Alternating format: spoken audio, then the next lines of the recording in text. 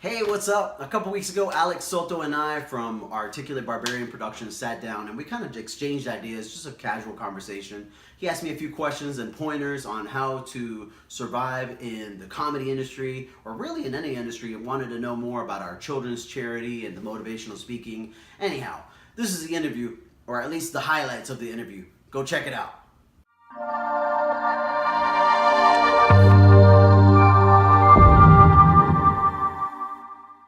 All right, well, ladies and gentlemen, we are here with Zenith Nevers, international playboy and superstar comedian. Well, I wouldn't go that more like internet famous, real time loser. Nice. Just like the rest of us, I guess. Okay. Listen, this is a monumental occasion, brother. You get to be my very first interview. Yes, I'll be gentle. All right, thank you. Right. A lot of deep eye contact. Okay. So now I really want to know, because a lot of the information that I'm looking for in podcasting as far as working with comics is, so I busted into the scenes in January, only going to an open mic because my podcast gurus are all stand-up comics and they talked about how it started. So I went in with this personality, not knowing the rules, not knowing the politics. It seems to me that there is some sort of a hierarchy, and I'm wanting to know, like, when you got into the biz, did somebody break it down for you, or is this something that we all have to stumble through and learn? You're gonna have in any industry people that are very kind and polite and open, and ironically, those are usually the most successful ones. And we can get into the depth of projection and whatnot, but you'll have others that are not doing as well, and and it's usually their own insecurities that kind of want to lead you the wrong path or say you'll never make it or whatever. And we talked a little bit about this over the phone. You got to keep grinding. Bottom line. Where did the idea spark in your mind that this was the path you wanted to go? That's actually a funny story. As I mentioned on stage, I run a children's charity. Right. We help kids. We have 3 programs. One helps children that are homeless. The second helps children that are sick in the hospital. And the third helps victims of child abuse. When I started the children's charity, what I found commonly from society was, you shouldn't make fun of black people if you got a children's charity or something like that. Like on my social network, where I wasn't a comedian. And I was like, you're white, sir. Right? My black friends thought it was hilarious because I don't really do humor that belittles people, if that makes any sense. Right. It's playful banter. It's one thing to say, I grow in a black neighborhood and a lot of my neighbors barbecue for anything. Martin Luther King Day, 4th of July, Secretary's Day, Daylight Savings Time. That's playful. That's not the same thing as putting someone down, but you'll find that people are going to say, hold you to a level that they may not even hold themselves to. Right. And so I had like the little angel and the little devil. The little devil was like, tell them to go screw themselves and start their own charity and don't make those jokes. But then the angel was like, oh, what if they're right? What if it mitigates the message that I'm trying to get across? And I remember talking to a friend of mine, and he was like, well, we think you're hilarious. Why don't you become a comedian? And then that way the world will not take as serious what you say when you're just trying to be funny. It can't be that hard. And of course, he's wrong. It's not that easy. But I did enjoy it. And I just realized, okay, well, this is something I want to do. But I still want to never have the message or my primary goal, which is to help kids worldwide or make a difference in the world. So I need to write my style of comedy in a way that it won't wash out what we want. Sure. So you have some charity work. It's kind of what got you started. You want to discuss that a little bit, and if there's any plugs you want to put, plus we're going to link it once we get everything squared away. We help kids. Bottom line, we talked about how you want to try to think in every direction. I'm constantly thinking about my branding and what if I did this and what if I did that. I had a really bad motorcycle accident about 3 years ago. I got, broken ribs, collapsed lung, broken shoulder, 8 or 9 plates in my face. 60% of the surface of my brain was damaged. Wow. I have to live with permanent brain damage. And like I mentioned earlier, I mean, you can either go extinct or you can adapt and say, well, I mean, I can't remember things that I want to remember as easily as I did before. Right. So I will have to do this. I will have to do that. In my case, Siri's my girl. Yeah. Siri, remind me when I leave here, blah, blah, blah. Siri, remind me that I want to write a joke about the one time my son went to the public restroom. Just constantly. Right. So I actually fell into, because I was able to not only survive that, but even thrive it. When I was recovering some of my memories, I started recovering memories I didn't want from childhood. I was like, what? That happened? And it was really difficult, but I was able to overcome that. And so then I fell into motivational speaking. Very good. And that gave me an opportunity to say, okay, all right, cool. Now I want to teach people how to be happy. I use comedy. Obviously, they laugh. And now I'm going to use motivation. Right. That became a little bit of a balancing act, because what I decided was, okay, I realized early on that too much humor in a motivational, and it kind of mitigates the message. And vice versa. As I got good at motivation, then I wanted to add motivation to comedy. Right. And I was like, well, too much motivation in comedy is kind of sounds like you're preaching. So you want to have, and you noticed it in tonight's set. I talked about how the previous comic was talking, and I don't know his views, because the view you have on stage might not be what you actually think or feel. But it could have came across as not really accepting to the different variations of sexuality and whatnot. And I really quickly wanted to identify with the fact that I do realize that people have the ability to go after whatever makes them happy. And I'm so confident in my sexuality that not only do I not mind that you pursue yours, I'll support it. I'll help you. You know what I mean? And so, again, but I don't want to put too much motivation in there. Right. And then, of course, that fell into, after that, I wrote a couple books. After that, I started a YouTube channel. We have now like maybe close to 150 videos on there. We post 2 videos every week. So there'll be one motivational video and one comedy video. Very good. And then sometimes a third video if we have a charity event. As charity events take place, those are on there. And they've kind of tied into, now it's one website or one YouTube channel or one Facebook page, all of it on one page, so that I want to be not known as just a comedian. Sure. This guy wants to make people laugh. He wants to make people happy. Right. And he wants to make a difference in the world. So it all ties in. What is if somebody's watching this podcast and they want to know, man, I've always wanted to do it, other than the way I'm doing it, which is fumbling through and messing up and then just making my own rules because I'm getting my own room.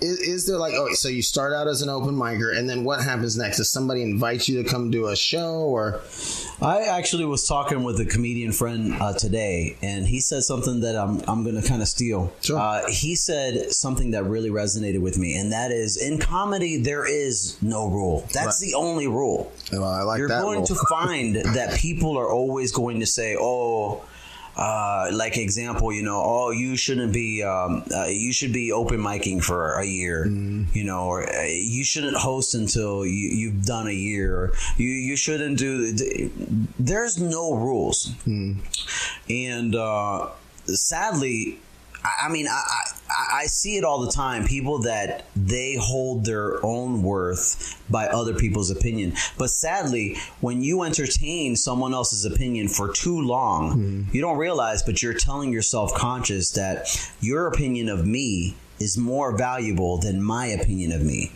I listen to people's advice because I don't want to be that know-it-all, but I also always listen to my own voice. You know? Now, some of those decisions that I've made, I'm like, I should have listened to that advice. But a lot of others, I just kind of stumbled across. So there is no recipe. There's just what you're going to find with your time.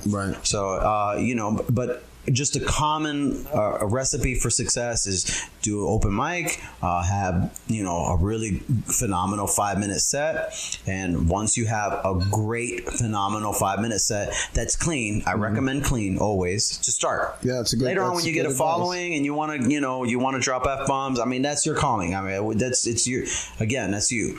But definitely start clean, and then once you get that to level, then maybe you could do guest spots at a real show, and work that up to like 10 minutes, 15 minutes, and maybe you can get into the hosting, right? And then but we're talking 10, 15 minutes that are very, very dependable. Sure. Now, with that being said, I'm being a hypocrite. Sure.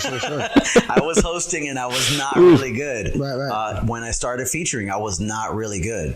I'm headlining now. I don't think that I'm a phenomenal headliner. I mean, that's considering the standard that I hold to myself. Sure. But here's the beautiful thing about it is, in this industry, and I would say any industry that you want to succeed in, you have to be known for your work ethic. Very good. Whenever people list off 5 things about Mr. Soto, one of those 5 need to be your work ethic. Right. Oh, he's a great dad. He has a nice house or whatever. But one of them should be your work ethic. Sure. If your work ethic is not in one of those top 5, I'm sorry, man, but you got to get it up. If you're going to go to a comedy show, go there to laugh, man.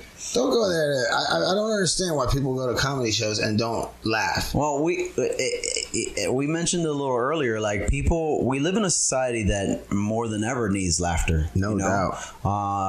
This country, we need laughter more than ever. But we also live in a society where people brag about being a hard laugh. Yeah. Like, oh yeah, I saw that movie and I gotta say, it was pretty funny because I laugh, and I don't laugh. You know me. I'm not an easy laugh. Right. Yeah, I do know that about you, and you should work on that. No doubt. You're a jerk. No doubt. And I have found that, for example, sometimes you have an outdoor event, and you're just like, oh yeah, it's because it was outdoors, and those are all things that can add to the difficulty of the set. Yes. But in reality, like, I want to get, and I'm not there, but I want to get to a level or a caliber of comedian where it doesn't matter. Right. Outdoors, and the building was on fire, but I was on fire too. Right. Oh my God. And so I try to people forget that you don't learn by winning. Right. You learn by failing. You can't get stronger by lifting nothing. No. You get stronger by lifting weight, by having adversity, by having, gravity, by having something against you. Failure is what makes you better if you use it. So you can grow from that. I would take it a step further. Embrace all of it, right? Especially the licks. Nice. Because people in life will always talk about haters, or they'll talk about people that abandon them, right? And not only are you bringing that into your life because that's what you're focused on, and that's just based off science. That's just your brain filtering out what isn't that you're bringing into your life. Right. But also, the people that left you, the struggles that you went through, whatever that is all bringing you to the place that you're currently at. Correct. If you don't like where you're currently at, the first most jagged pill you need to swallow is that at some point in time in your life, whether you know it or it's subconsciously, you made an appointment to be there. That's right. So what's next for Zenith Nevers? Oh, man, I don't know. Right. And I'm okay with the fact that I don't know. Who knows? As I mentioned earlier, like, it's not a sprint, it's a marathon. No doubt. So currently, for example, I mentioned we have almost 150 videos, and none of them have like blown up. Right. But that's cool because I'm still doing what I love. Sure. I started for example, the comedy sketch videos because I'm an idiot and they're so fun to shoot. Sure. That's it. Like I remember coming back to the girl that I was dating at the time, and I was like, hey, check this out. That's what we did. The first one we did was another comedian and I. We were doing a music video, and instead of singing or rapping, we started singing nursery rhyme songs. Nice. Like the itsy bitsy spider.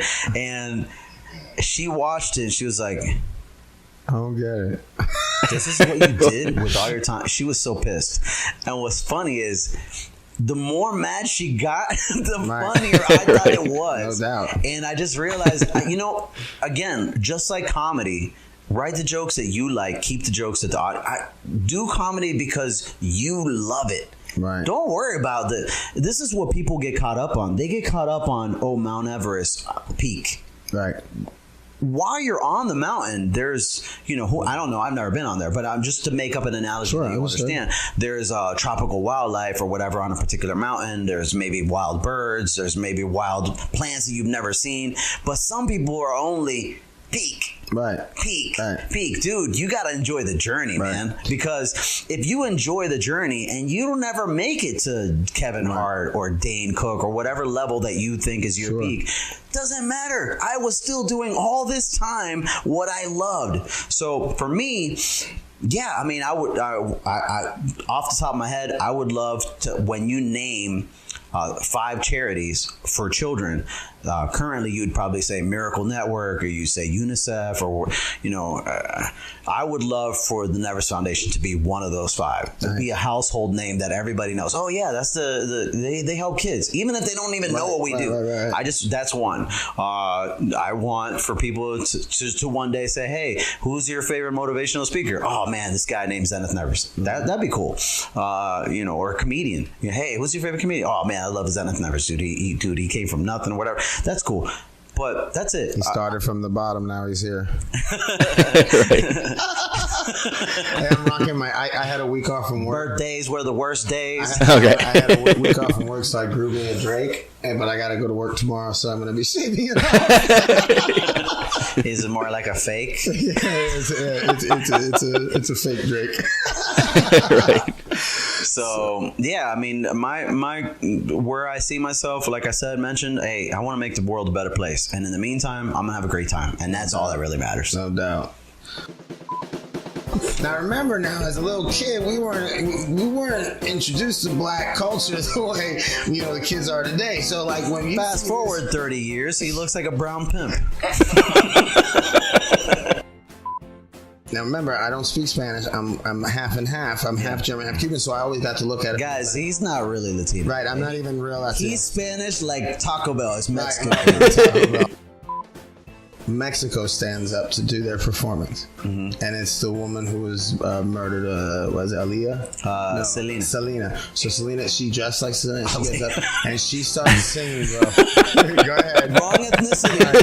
Right. You see how pop culture Black I'm on people top are of offended. it. I'm so on top of what's hip these days. I'm throwing gang signs. That's 10 years old. Yeah. So it looks more like arthritis. But